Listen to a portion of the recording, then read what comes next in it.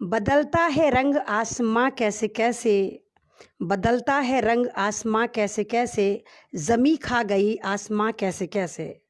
ये सिचुएशन इस वक्त अब भारत की चल रही है। आज इतनी टॉपिक हैं कि मुझे समझ में नहीं आ रहा मैं किस टॉपिक पे पहले बात करना शुरू करूं।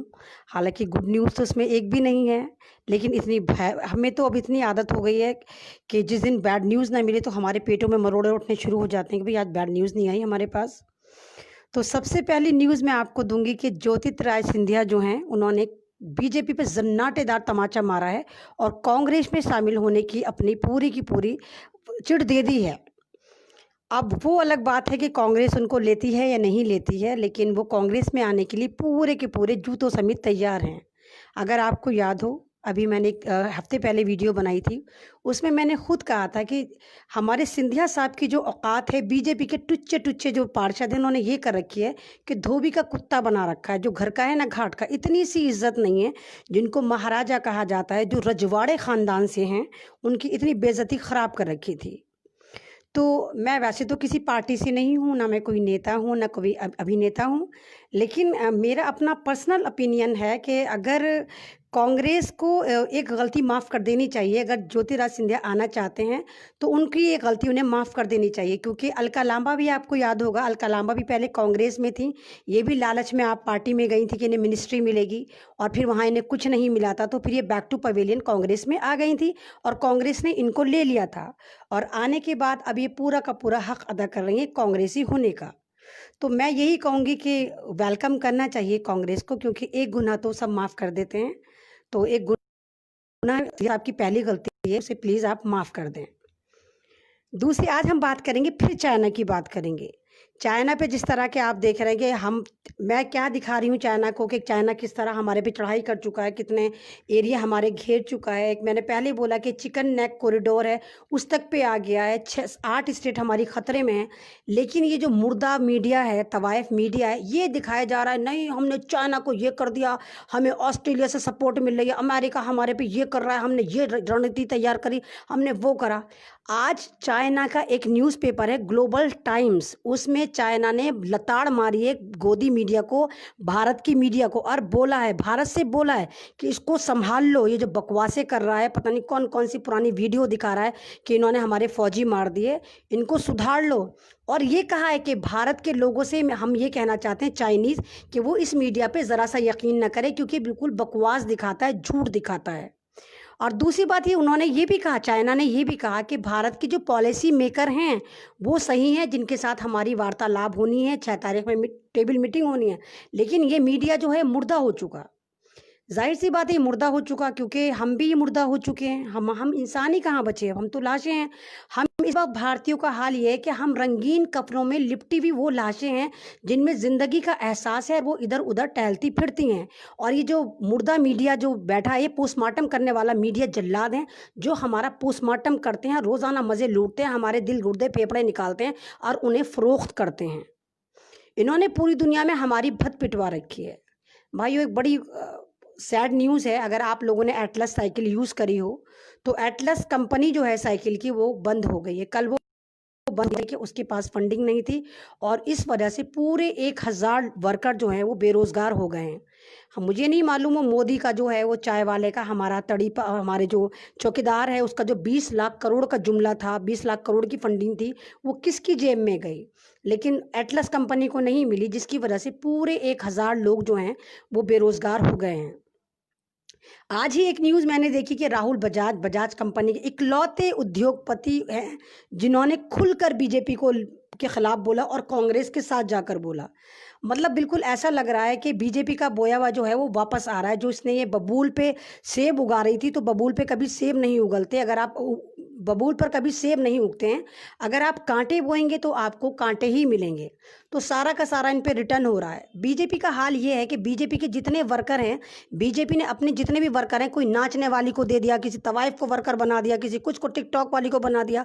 ऐसी टिकटॉक की एक है, क्वीन मानी जाती है, फोगाट करके उसका नाम है, उसने हिसार में, हरियाणा में बहुत बड़े अधिकारी को चप्पलों से धोया है। मतलब इनकी औकात ये है कि ये अपने आप को इतना ज़बरदस्त ही फ़िरौन बन गए हैं, इतने ज़बरदस्त इनका दिमाग ख़राब हो गया है कि उस औरत ने टिकटॉक की टुच्ची सी कोई वो है चलाती है टिकटॉक, उसको बीजेपी ने अपना छोटा सा कार्यकर्ता बना लिया, तो उसने बहुत बड़े अधिकारी को आज हिसार में चप्पलों से धोया है।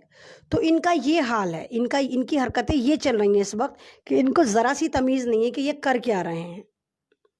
तो मैं पहले ही कह रही थी, जैसे मैं अभी भी अब आई हूँ, लाइव पे आई हूँ, तो बहुत सारे भक्त आएंगे जो मेरा लाइव बाद में देखेंगे। वो बाद में जिस चीज़ की मैं बात करूँगी कहेंगे जा तू चाइना चली जा, जा तू नेपाल चली जा, जा तू पाकिस्तान चली जा, जा तू यहाँ चली जा। जबकि मैं जब से बात कर रही हूँ विथ फैक्ट करके बात कर रही हूँ। मेरा सवाल यही है कि हम हिंदुस्तानी हैं, हम भारतीय हैं, और हमारा भारत कोई इतना छोटा मोटा नहीं है कोई हमें चींटी की तरह आए और मसल कर चला जाए। तो जब हमें पाकिस्तान का कबूतर नज़र आ सकता है, ये भोंपू मीडिया चिल्ला रहा पाकिस्तान से जासूस कबूतर पकड़ा गया, वो झुमझुम बाबा चिल्ला रहा था पाकिस्तान की तरफ से टिड्डियों का हमला, जासूस टिड्डियाँ पकड़ी गई। तो भाई जब टिड्डियाँ तुमने पकड़ ली, कबूतर तुमने पकड़ लिया, तो फिर तुम्हें चाइना की तोपें क्यों नज़र नहीं आई, चाइना के वो फौजी क्यों नज़र नहीं आए जो पूरा का पूरा लद्दाख में घुस चुके हैं, और अब से नहीं घुसे, कम से कम 5-6 दिन हो गए। लेकिन ये तवाइफ मीडिया या मुर्दा मीडिया आपको कुछ नहीं दिखा रहा, क्योंकि उसको भी पता है कि भारत की जनता जो है उसको देख देख के इतनी मुर्दा हो चुकी है, इतना मुर्दा हो चुकी है कि वो लाशों का कारोबार करे चले जा रहा है मीडिया, और हम लाशों को देखे जा रहे हैं, हमारे पे कोई फ़र्क नहीं पड़ता। अभी मैंने एक वीडियो देखी, परसों थी, उसमें बिहार में एक मुसलमान लड़के का बिल्कुल उसको मॉब लिंचिंग करके मार दिया गया। लड़का मुश्किल से 20-22 साल का, पूरी उसकी गर्दन काट रखी है, कहीं कोई सुनवाई नहीं, कहीं कोई कुछ नहीं। और कमाल की बात है, मैं फेसबुक पे आती हूँ, लोगों को ये लगता है मैं वीडियो बनवाने के लिए आती हूँ, मुझे वीडियो का लालच है। नहीं, मुझे कोई वीडियो का लालच नहीं है, अल्लाह का शुक्र मेरी वीडियो हर चैनल पे चल जाती है। ये फेसबुक पे मैं आपके लिए आती हूँ। मैं वेरी फर्स्ट डे से बोल रही हूँ, मैं कोई नेता नहीं हूँ, अभिनेता नहीं हूँ, मैं आपकी आवाज़ हूँ, मैं आपकी बहन हूँ, मैं दलितों की बहन हूँ, मैं दलितों की आवाज़ हूँ, मैं गरीबों की आवाज़ हूँ, मैं हर उस मजलूम की आवाज़ हूँ जिसकी आवाज़ को दबाया जा रहा है। तो मैं जय भीम जय संविधान बोलती हूँ। लोगों के बड़े दर्द आते हैं, मेरी पोस्ट के नीचे भी कहते हैं तू जय भीम जय संविधान क्यों बोलती है भाई। तो इन जाहिलों को ये बताओ कि जय भीम का मतलब होता है, मैं कहती हूँ हमारे भीमराव अम्बेडकर जिंदाबाद, उनकी जय, हम उनको नमन करते हैं। और जय संविधान यानी हम अपने कॉन्स्टिट्यूशन की इज्जत करते हैं, हम उसको जिंदा रखना चाहते हैं। इसलिए मैं जय भीम जय संविधान हमेशा बोलती हूँ और फिर सलाम भी करती हूँ। तो मैं वेरी फर्स्ट डे से यही कहती चले आ रही हूँ कि दलित समाज को जिस तरह दबाया जा रहा है, वो भी इंसान है, प्रोसेस ऑफ गॉड, जिस तरह वो आए हैं। ये तो नहीं है कि अगर मैं सैयद हूँ, सादात से हूँ, और जिस तरह ब्राह्मण उच्च कोटि के कहलाते हैं, उसी तरह मैं मुसलमानों में उच्च कोटि की मानी जाती हूँ। लेकिन मैंने कभी अपने आप को उच्च कोटि की नहीं माना। मैंने कभी नहीं कहा कि हाँ मैं सैयदा ऐमन रिजवी हूँ, मैंने कभी नहीं कहा कि मैं उच्च कोटि की हूँ। मैं हमेशा दलितों के साथ बैठ के खाना खाती हूँ। मैं हमेशा, जो हमारे मुसलमानों में भी लोग कहते हैं कि दलित होते हैं, थोड़े निचली कास्ट के माने जाते हैं, जिसको मैंने आज तक निचली कास्ट का नहीं माना। मेरी उठक बैठक सबके साथ है। मैं सिर्फ इंसान से मोहब्बत करती हूँ, इंसानियत से मोहब्बत करती हूँ। तो आप जिस तरह के भारत के हालात आप देख रहे हैं कि पूरा का पूरा, आप देखिए कि शायद तख्ता पलटने वाला है, अच्छे दिन सच में आने वाले हैं, क्योंकि इस चौकीदार ने हमें आके बर्बाद कर दिया। हमें नहीं मालूम वो पीएम केयर फंड का पैसा कहाँ गया, हमें नहीं मालूम 20 लाख करोड़ कहाँ गए, हमें नहीं मालूम कि वो डिजिटल भारत कौन सा था। अगर डिजिटल भारत यही था तो प्लीज़ मोदी जी हमारा 6 साल पुराना भारत आप लौटा दीजिए। हमें वही वाला भारत अच्छा लगता था जिसमें जो डिजिटल नहीं था, जिसमें हम बैलगाड़ी में सफ़र करते थे 6 साल पहले, जिसमें हमारे पास मोबाइल नहीं था, जिसमें हम लोग जो है कबूतरों से एसएमएस सर्कुलेट करते थे। तो प्लीज़ मोदी जी हमारा 2014 से पहले वाला भारत लौटा दीजिए। हमें ये वाला डिजिटल भारत नहीं चाहिए, क्योंकि इस वाले डिजिटल भारत में लोग मर रहे हैं। इस वाले डिजिटल भारत में आपके सारे नेता ट्यूटर खेल रहे हैं। इस वाले डिजिटल भारत में गरीब मजदूर आज भी भूख से सड़कों पर मर रहा है। आपके इस डिजिटल भारत में ट्रेनें अपना सा भटक भटक कर पता नहीं कहाँ कहाँ पहुँच रही हैं। मतलब 72 साल में कोई ट्रेन नहीं भटकी। लेकिन मोदी जी के, वाह मोदी जी, तुम हो तो मुमकिन है। मोदी है तो हर चीज़ मुमकिन है। तुमने 40-45 ट्रेनें चलाई, सारी की सारी भटक गई। वो तो वजह है कि क्योंकि कांग्रेस ने तुमसे कहा कि वो ट्रेनें चलाएगी, तो तुमने सोचा भाई कांग्रेस ट्रेनें चलाएगी तो इससे पहले हम ही ट्रेनें चला देते हैं, और मारना तो हमें गरीबों को है। तो जहाँ पर भाइयों अगर एक दिन में कोई बंदा पहुँचता, इन्होंने 10-10 दिन उस ट्रेन को घुमाया, और आप यकीन करिए उन ट्रेनों में भी हज़ारों लोग मारे गए। कितनी है वो बच्ची मुजफ्फरपुर के स्टेशन पे जाते ही मर गई, 3 दिन से भूखी थी, दूध नहीं मिला। वो बच्ची कफन से खेलती हुई नज़र आ रही है। मतलब मैं ये मैं नहीं कह रही, ये आप यूट्यूब पे जाकर, फेसबुक पे जाकर खुद डेटा कलेक्ट कर लें कितने लोग मर चुके हैं। लेकिन ये मुख बधिर की सरकार है, इसको सिर्फ अपने खजाने भरने हैं, इसको कुछ नहीं दिखाना। चाइना से पूरी टेंशन चल रही है, चाइना पूरा घुस चुका है, लेकिन इनका मीडिया चिल्लाया जा रहा है हमने चाइना को ये कर दिया, हमने वो कर दिया। इनको बिल्कुल सीख लेने की ज़रूरत नहीं है उसको, मतलब उसको सीरियस लेने को तैयार ही नहीं कि हमारे साथ होने क्या वाला है। हम अगर चाइना इसी तरह घुसता रहा तो इनका तो कुछ नहीं जाने वाला। भारत हमारा है, भारत हमारा जा रहा है। और इस भारत को जगाने के लिए मैं आप सब लोगों से कह रही हूँ, हम सबको एक होना पड़ेगा, हम सबको फिर एक यूनाइटेड होकर उतरना पड़ेगा, हम सबको फिर, क्योंकि हमारे साथ पता क्या ट्रेजेडी है, हमारे ट्रेजेडी हर एक के साथ ट्रेजेडी है कि हम लोग ये सोचते हैं कि अगर जनाजा उठे तो वो पड़ोस के घर से उठे, लेकिन खुशियाँ आए तो मेरे घर आए। इसलिए लोग कुर्बानी देने को तैयार नहीं होते हैं। लोग ये सोचते हैं पड़ोसी मर जाए हम ना मरें। तो जहाँ आप अमेरिका की आप मिसाल ले लीजिए, अमेरिका में क्या हुआ था, एक अमेरिकन ही को तो मारा था ना, पूरा अमेरिका सड़कों पर आ गया था। और अल्लाह ने दो चीज़ें दिखाई, एक तो यूनिटी कॉन्सेप्ट दिखाया, दूसरा ट्रम्प के मुंह पे जोरदार जन्नाटेदार तमाचा मारा अल्लाह ने कि देख तू जो कोरोना कोरोना कोरोना कर रहा है ना, कहाँ था वो कोरोना। 8-10 दिन से अमेरिकन सारे करोड़ों की तादाद में सड़कों पर उतरे थे, तो कहाँ था वो कोरोना। आप ही सवाल करें, इंडियन गवर्नमेंट से भी करें, हिंदुस्तान के मीडिया से भी करें, जो बिल्कुल मौत को, कोरोना को मौत की तरह बांट रहा था। तो क्या वो अमेरिका से 8 दिन की छुट्टी लेकर गया हुआ था कि भाई मैं सड़कों पर फिर कर थक गया, अब ये जब घर वाले सड़कों पर निकल गए तो मैं घरों में जाकर घुस जाता हूँ, है ना? ऐसा हुआ था क्या? तो ये सब ड्रामेबाजी है। मैं पहले ही आपसे कह रही हूँ कि तीसरे विश्व युद्ध की तैयारी है, ये चाइना को बर्बाद करने की तैयारी है, क्योंकि चाइना सुप्रीम पावर बन चुका है। चाइना 200 मुल्कों में से 150 मुल्कों के साथ ट्रेडिंग कर रहा था, जिसकी वजह से ये इजराइल और अमेरिका बहुत ज़्यादा परेशान थे, इसको बर्बाद करना था। ये सारा प्री प्लान, एक कोरोना वायरस को वहाँ पे ले जाके वुहान में जाके इन्होंने कुछ स्प्रेड करा, और फिर खुद ही इन्होंने जहर वहर के इंजेक्शन दे के मारना शुरू करा। फिर बिल गेट्स जो है उसने भारत जैसे ईमान फरोश जो हमारे नेता हैं या हुकूमत है उनको ख़रीदा और कहा अगर तुम एक पेशेंट दिखाओगे कोरोना का तो हम तुम्हें $1500 देंगे। तो ये सारा जो है वो डॉलरों का खेल है, ये सारा लालच का खेल है। कोरोना वायरस भारत में नहीं है, एक भी केस नहीं है। और आप ही सवाल करें, अगर कोरोना वायरस भारत में है, अगर आप रोड एक्सीडेंट में मरते हैं आपका पोस्टमार्टम होता है, आप जल के मरते हैं आपका पोस्टमार्टम होता है, आप खुदकुशी करके मरते हैं आपका पोस्टमार्टम होता है, जबकि हमें मौत पता है कि क्यों हुई है, यकीनी मौत होती है। हम जल के मर रहे होते हैं, हम खुदकुशी करके मर रहे होते हैं, हमें गाड़ी ने कुचला होता है, उसके बावजूद भी हमारी डेड बॉडी का पोस्टमार्टम होता है। अब सवाल ये उठता है, कोरोना वायरस का तो कोई सिम्टम नज़र नहीं आता। अगर कोरोना वायरस से कोई पेशेंट मरता है तो भारतीय सरकार साबित करे ना कि कितनों का पोस्टमार्टम करा उसने, एक भी पोस्टमार्टम रिपोर्ट दिखाए। वजह साफ है कि कोरोना वायरस से कोई मरा ही नहीं। और इन्हीं की मेडिकल ऑफिसर आरती चंदानी कानपुर में चिल्ला चिल्ला के, उसका स्टिंग ऑपरेशन लीक हुआ है, आपने भी देखा होगा, उसने खुद कहा कि हम जहर का इंजेक्शन दे दे के मुसलमानों को मार रहे हैं और मारना चाहिए, क्योंकि मुसलमान आतंकवादी होता है, मुसलमान ये होता है, मुसलमान वो होता है। मतलब अगर कहने का मतलब ये है कि ये आरएसएस के जो ऑरेंज पिस्सू होते हैं, जो दल्ले पिल्ले होते हैं, अगर ये डॉक्टर भी बन जाए तब भी ये नरभक्षी ही रहते हैं। इनकी सोच वही रहती है, खून पीने वाली, ये वही हैं। ये दलित और मुसलमानों के हमेशा से दुश्मन ही रहेंगे। मतलब अस्पताल में बैठी हुई जो भारत डॉक्टरों को भगवान से के नाम से सम्मानित करता है, वहाँ पर वो मेडिकल ऑफिसर बैठी हुई साफ कह रही है कि मुसलमानों को जहर का इंजेक्शन देके मार देना चाहिए या जंगलों में छोड़ दो, कुत्ते छोड़ दो। तो ये हाल है इनका। और वहीं सड़कों पर इन्हीं के आरएसएस के दल्ले पिल्ले जय श्री राम का नारा लगा के राम को बदनाम करके मुसलमानों को काट देते हैं, उन पे कोई कार्रवाई नहीं होती। क्यों नहीं होती? क्योंकि हमारी हुकूमत जो है वो बिल्कुल नरभक्षी हो चुकी है। हमारा जो जुडिशल है वो इनके हाथों गुलाम हो चुका है। जो जज ये कहता है कि एफआईआर करी जाए रागिनी तिवारी पर और कपिल मिश्रा पर, उसका रातों रात ट्रांसफ़र हो जाता है। उससे कहा जाता है कि कल अगले दिन 12 बजे तुम्हें पंजाब में जाके ज्वाइनिंग करनी है। जो जज ये कहता है तड़ी पार, अमित शाह को तड़ी पार है और ये क्रिमिनल है और ये मुजरिम है, उस जज को कत्ल कर दिया जाता है। तो ये हाल है भारत के जुडिशल का। यही वजह है इन्होंने जुल्म कर करके लोगों की आवाज़ को दबाया है, लोगों की आवाज़ को बंद करा है। और ये शाहीन बाग से डर गए हैं, इसीलिए शाहीन बाग का टेरर मचा रखा है कि आज आप सुनिए शाहीन बाग में इन्होंने 144 लगा दिए। वजह साफ है कि इनको माइंड डाइवर्ट करना था, क्योंकि पब्लिक इनसे सवाल कर रही है कि चाइना पे आप क्लियर करें, आपका मुद्दा क्या है, चाइना के हालात दिखाएं। क्योंकि स्ट्रीम मीडिया तो कुछ भी नहीं दिखा रहा है, स्ट्रीम मीडिया तो उल्टा ये दिखा रहा है मानो भारत ने ही चाइना पे चढ़ाई कर दी हो। तो वो दिमाग डाइवर्ट करने के लिए इस मुर्दा मीडिया ने जो है वो शाहीन बाग को दिखाया कि देखो शाहीन बाग से जो है दोबारा प्रोटेस्ट स्टार्ट होने वाला है। और मोहरा प्यादा किसको यूज़ करा? वही दल्ला पिल्ला जो है टट्टू कपिल मिश्रा, उसको ट्विटर उससे ट्वीट करवाया और इन्हीं आरएस के आईटी सेल ने उसके ट्वीट को इतनी जल्दी ट्रेंड में ला दिया कि वो ट्रेंड में भी आ गया। और वो जो मॉडर्न तवायफ है हमारी कंगना रनौत, जो पैसे ले लेके मुजरे करती है, नाचती है नंगी, वो तो इतनी बड़ी तवायफ है कि रेड लाइट एरिया वाली औरतों को मैं सलाम करती हूँ और इज्जत करती हूँ उनकी कि वो मजबूरी में धंधा करती हैं और रात के अंधेरे में करती हैं।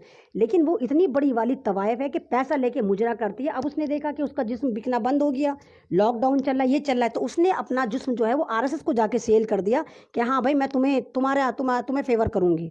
मतलब उसको मरती हुई इंसानियत नज़र नहीं आई, उसको मरते हुए दलित नज़र नहीं आए, उसको मरते हुए मुसलमान दिल्ली में नज़र नहीं, उसको नज़र क्या है? शाहीन बाग बैठा हुआ क्या फरमाती है? नहीं नहीं, ये धांधली नहीं चलेगी। जबकि हमारा कॉन्स्टिट्यूशन हमें इजाज़त देता है कि अगर हमारे पे जुल्म हो रहा हो या हमारे पे कोई भी हुकूमत जुल्म कर रही हो, उसकी नीतियां हमारे खिलाफ हों, तो हमें हक है कि हम सड़कों पर उतरें, हम अपने प्रोटेस्ट करें, अपने ज़ात बचाने के लिए करें, हम अपने आप को बचाने के लिए करें और अपने बच्चों का फ्यूचर सिक्योर करने के लिए हमें प्रोटेस्ट करने का पूरा अधिकार हमारा भारतीय संविधान देता है। लेकिन आज तक ऐसा देखा नहीं गया। हम जब भी संविधान की बात करते हैं हमारी आवाज़ को दबा दिया जाता है, क्योंकि ये लोकतंत्र हम कहते हैं, लेकिन भाइयों ये लोकतंत्र नहीं रहा। जब से 2014 आया है ये ठोक तंत्र हो गया है कि जो भी लोकतंत्र की बात करेगा आप उसको ठोक देते हैं।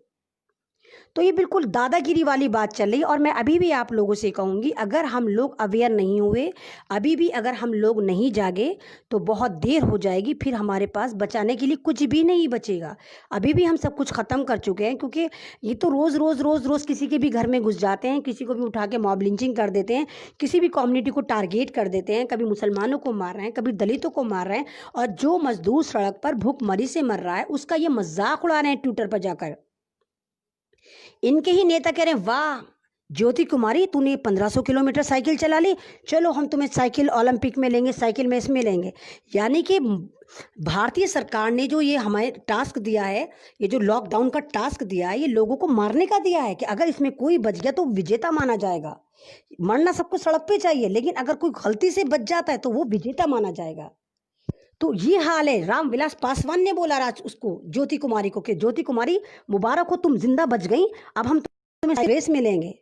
कितने बेशरम है ये लोग, कितने ज़बरदस्त ये एहसान फरामोश हैं। जिस पैसे पे, जिस टुकड़े पे ये हमारे जनता के पे पलते हैं, उसी को लूट कर खा गए, उसी को खसोट कर खा गए, और अभी भी ये चैन से नहीं बैठ रहे हैं। अभी भी इनकी दादागिरी सही नहीं चल रही है, अभी भी दादागिरी पे उतरे हुए हैं। शर्मिंदगी नाम को नहीं है इनकी आंख में, पता नहीं कौन सा बाल आ गया, कौन सा चश्मा लगाकर ये देखते हैं। आप ही बताइए, आप कितने लोग हैं, दलित हैं, मुसलमान हैं, ओबीसी, एससी, एसटी हैं, आप ही बता दिए क्या आपने कोई स्टॉल ऐसे देखा जहां पर बीजेपी का या आरएसएस का कोई कार्यकर्ता एक रोटी भी बांट रहा था?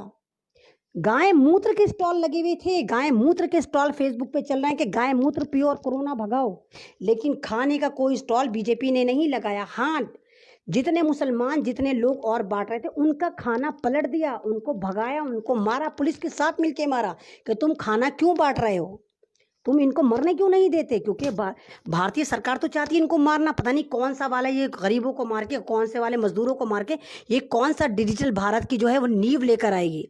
और मैं उन सब किसानों से कहती हूँ जो मुझे सुन रहे हैं, जितने भी भारत के किसान हैं, खबरदार, जो आपने अपना माल इन खव्वों को बेचा होगा, आप अपना माल अपने बिहार पर सेल करिए। आप जो 54-58 किलो के टमाटर बेचते हैं, 54-58 किलो के आलू बेचते हैं, और आप ही के ये आलू बेच बेच के ये धन्ना सेठ बन जाते हैं, तो आप अपना कारोबार खुद करिए, आप उसे खुद प्रिजर्व करिए, खुद करके अपना कुछ करिए और अपना खुद दीजिए। आप इनको मत कि इनको औकात याद दिला दीजिए। गेहूं का रेट बढ़ा दीजिए, जैसे इन्होंने बढ़ा रखा ना आटे का रेट, आप गेहूं का रेट बढ़ा दीजिए, इनकी खुद औकात में आ जाएंगे, क्योंकि खाएंगे तो ये अन्न ही।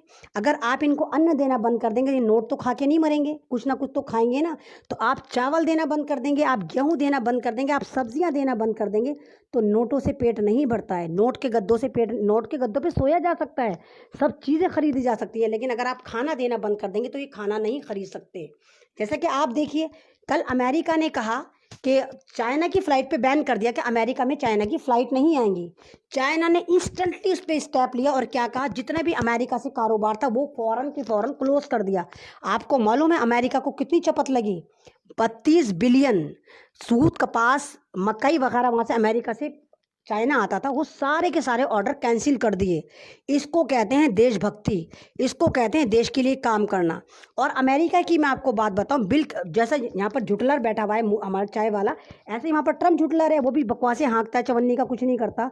उसने अपनी फौज को ऑर्डर दिया कि पब्लिक पे अंधाधुंध गोलियां चला दो, सेना को दिया। वहाँ की सेना और पब्लिक ने साफ मना कर दिया, ना तो हम गोली चलाएंगे, ना हम बंदूक चलाएंगे, ना हम पब्लिक को मारेंगे, क्योंकि ये अमेरिकन पब्लिक है, ये हमारे भाई हैं।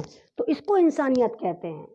तो मैं आप सब लोगों से यही कहूँगी कि आप सब लोग यूनाइटेड हो जाएं, जो आप चावलों की तरह बिखरे हुए हैं, और कोई भी नेता आपको आके नहीं बचाएगा, क्योंकि ये करप्शन आपको अपने अंदर से ख़त्म करना पड़ेगा। आपको अपने घरों से सही करना पड़ेगा, आपको अपने घरों को मजबूत करना पड़ेगा, जब कोई लीडर आपकी नैया पार कराएगा। नहीं तो कोई नेता आके किसी मुल्क को नहीं बचाता है। मुल्क को बचाने के लिए हर घर का योगदान होता है, हर बंदे का योगदान होता है, क्योंकि हम किसी भी गवर्नमेंट के ख़िलाफ़ नहीं होते, हम उसकी नीतियों के ख़िलाफ़ होते हैं। तो करप्शन हमें अपने अंदर से ख़त्म करना होगा। अगर हम खुद ही अच्छे हो जाएंगे तो यकीन करिए हमारा भारत सोने की चिड़िया दोबारा बनेगा। तो मैं लास्ट में यही कहूँगी कि ये खामोश मिजाजी हमें जीने नहीं देगी।